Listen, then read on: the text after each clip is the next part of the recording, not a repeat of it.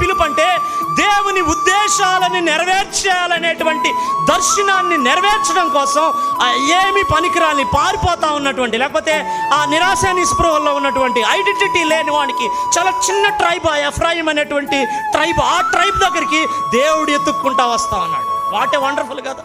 ప్రవక్త వచ్చి ఆయన వేసుకున్న కొత్త షర్ట్ని చింపేస్తా ఉన్నాడు.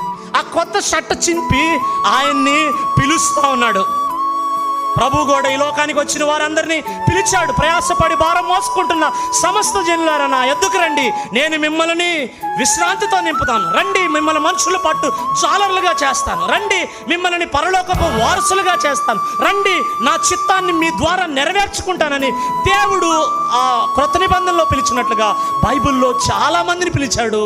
ఎందుకు పిలిచాడే అంటే, నేను ఇందాక నుంచి చెప్తా ఉన్నట్లుగా నీ జీవితంలో ఆ ప్రణాళికలను నెరవేర్చడం కోసం దేవుడు